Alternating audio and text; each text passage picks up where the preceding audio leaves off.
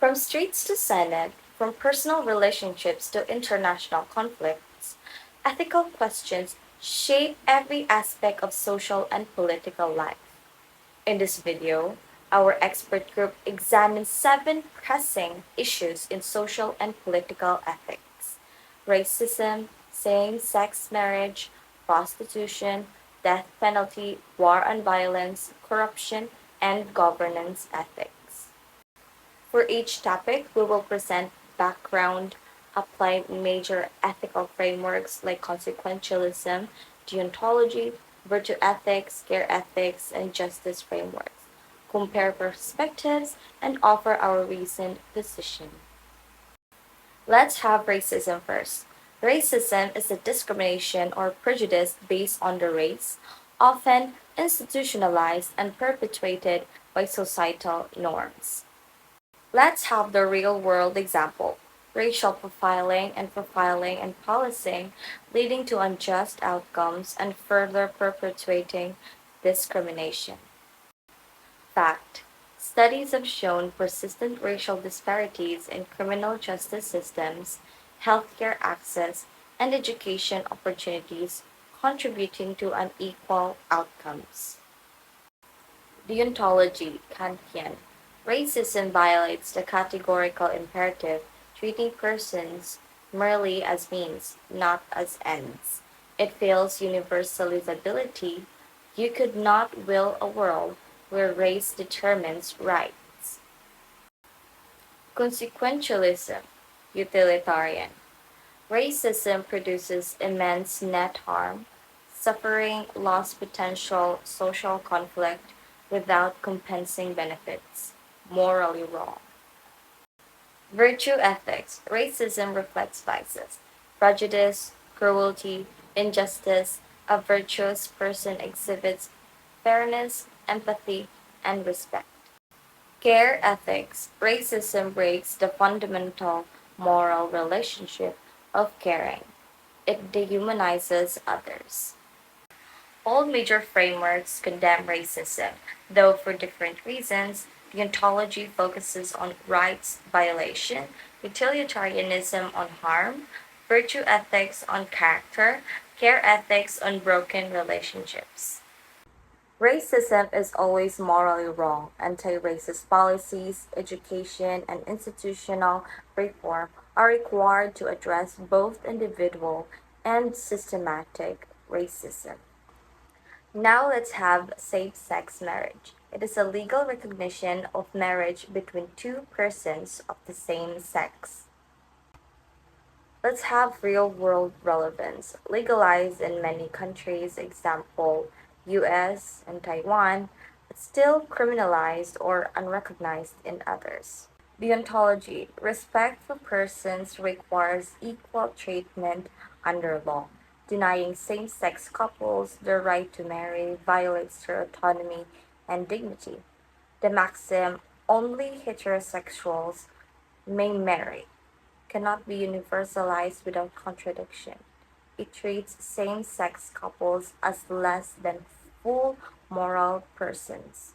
Consequentialism. Legalizing same-sex marriage produces positive consequences: psychological well-being for LGBTQ+ individuals, stable family environments for children, reduction in discrimination-related harm, no proven negative social consequences.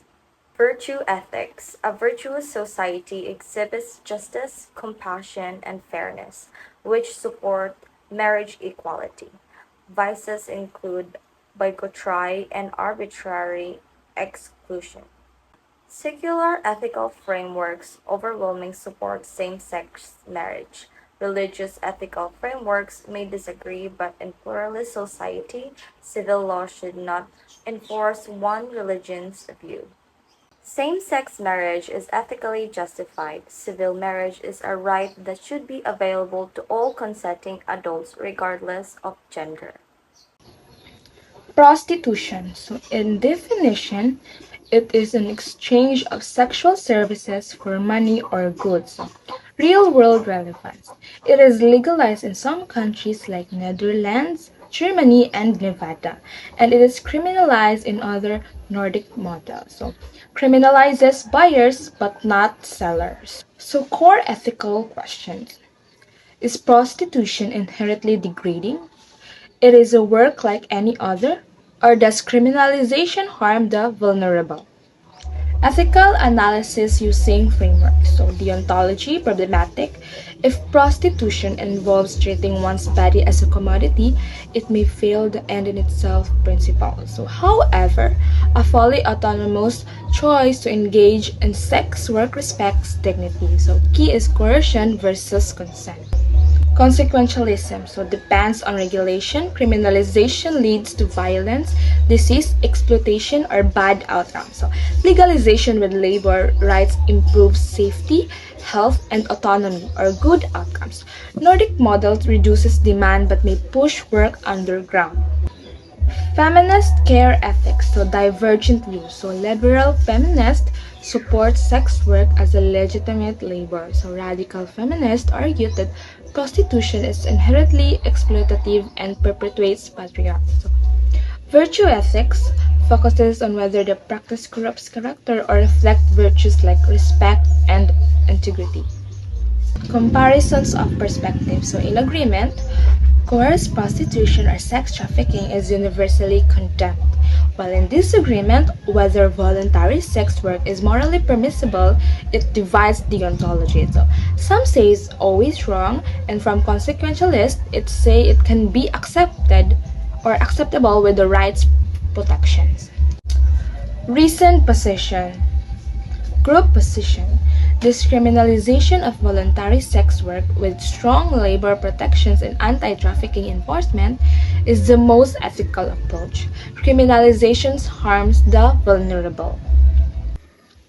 Death penalty. So, in definition, it is a state sanctioned execution of a person as a punishment for a crime. Real world relevance. It is retained in the countries like China, Iran, US, and Saudi Arabia.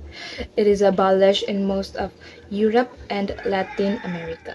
So, core ethical question. Is execution ever just, or does it deter crime, or is it compatible with human dignity? Ethical analysis using frameworks. So, deontology.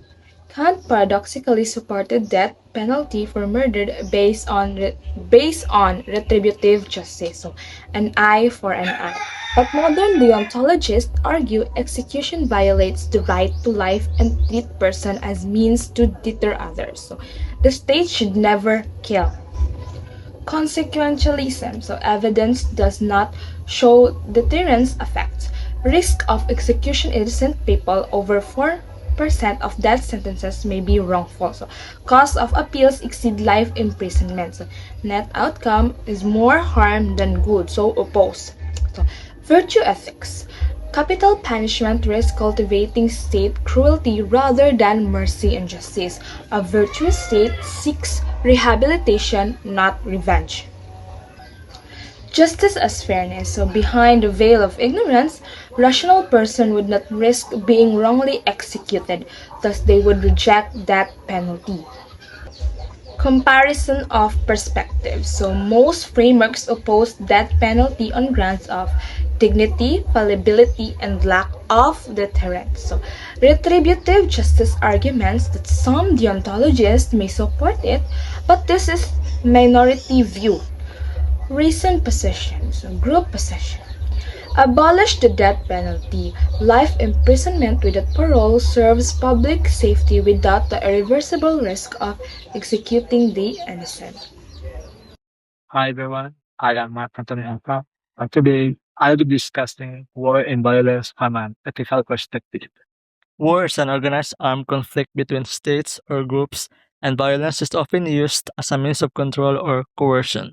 We can see its relevance today in real world conflicts like the Russia Ukraine war, the Israel Gaza conflict, as well as civil wars and terrorism. This raises important ethical questions like: is any war ever just? How should soldiers behave during war? And can violence ever be morally justified? To understand this, we can look at different ethical frameworks. First is just war theory, which is the dominant approach It combines duty-based ethics and outcome-based thinking. It has two main parts. The first main part is jus ad bellum, which asks, is it right to go to war?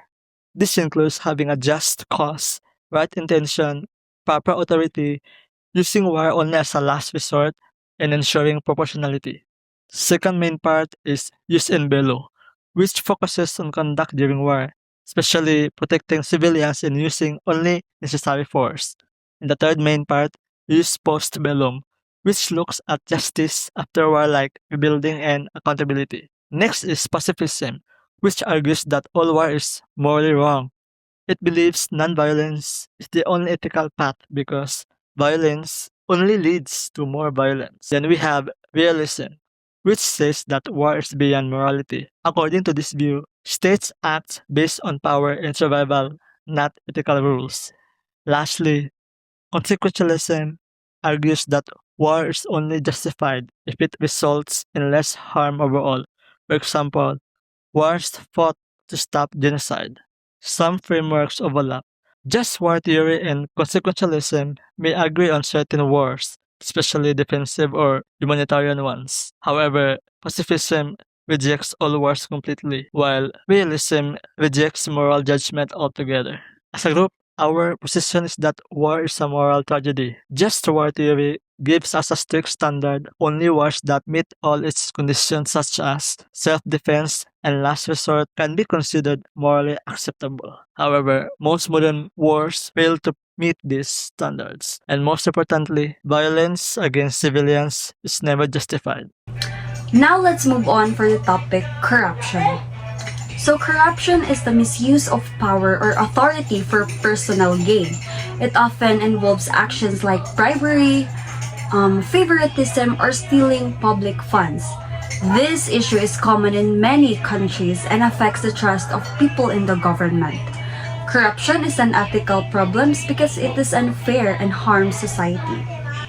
Corruption also happens in different forms, such as giving money to officials in exchange for faster services or using government funds for personal use. Here in the Philippines, corruption has been a long-standing issue that affects public services like healthcare, education, and infrastructure. Because of corruption, projects may not be completed properly, and resources that should help in the public are lost. This mostly affects poor communities who depend on government support. Using ethical frameworks helps us understand why corruption is wrong. Utilitarianism. Corruption is wrong because it causes harm to many people. Instead of benefiting society, it benefits only a few individuals. Deontology. Corruption is wrong because it breaks moral rules and duties, such as honesty and fairness. Even if it benefits someone, it is still unethical. Virtue ethics. Corruption reflects bad character traits like greed, dishonesty, and lack of integrity. A good person should act with honesty and responsibility. All three ethical frameworks agree that corruption is wrong, but they explain it differently. Utilitarianism focuses on the negative effects on society. Deontology focuses on the violation of rules and duties. Virtue ethics focuses on the character of the person involved. Even if their reasons are different, they all lead to the same conclusions that corruption should not be practiced.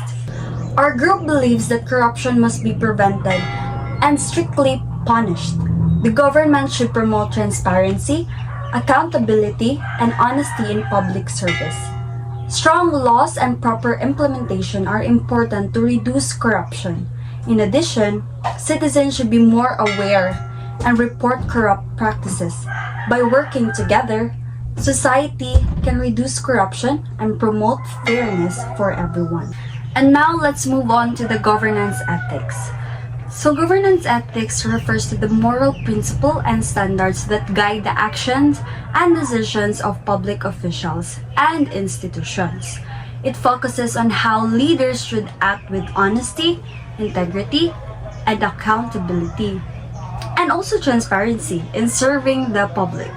This topic is important because ethical governance builds trust between the government and the people. Governance ethics is essential in ensuring that public officials use their power responsibly. It includes practices such as transparency in decision making, accountability for actions, and fairness in providing services. In many countries, including here in the Philippines, challenges like corruption, abuse of power, and lack of transparency weaken good governance. Ethical governance help improve public service delivery, protect public resources, and promote social justice. Using ethical frameworks helps us understand the importance of governance ethics. Utilitarianism. Ethical governance is important because it promotes the greatest good for the greatest number of people. When leaders act ethically, society benefits as a whole. Deontology. Public officials have a duty to follow rules, laws, and moral principles. Ethical governance means doing what is right, regardless of personal gain or consequences. Virtue ethics. Governance emphasizes good character traits such as honesty, integrity, fairness, and responsibility. Leaders should serve as our role models for society. All three ethical frameworks support governance ethics, but they explain it differently. Utilitarianism focuses on the positive outcome for society. Deontology focuses on the duties and responsibilities of public officials. Virtue ethics focuses on the character and moral values of leaders. Despite their differences, all frameworks agree that ethical governance is necessary for a just and well-functioning society. Our group believes that governance ethics should always be practiced in public service. Leaders must be transparent, accountable, and committed to serving the people. Strong policies, ethical training, and strict implementation of laws are important to ensure good governance. Citizens should also be active in monitoring government actions. Through ethical governance, trust can be strengthened and public welfare can be improved. Thank you so much for watching. Social and political ethics focus on how people and governments should act in a fair, just, and responsible way in society. These issues affect human rights, laws, and public decisions. First, racism is the unfair treatment of people based on their race or skin color. It is unethical because it violates equality and human dignity. Second, same-sex marriage is about the right of individuals to marry regardless of gender. Ethically, it raises questions about equality, human rights, and respect for personal freedom. Third, prostitution involves the exchange of sexual services for money. Some argue it is a matter of personal choice, while others see it as exploitation, making it a complex ethical issue. Fourth, the death penalty is a punishment of executing criminals for serious crimes. Supporters say it delivers justice, while critics argue it violates the right to life and can lead to wrongful conviction.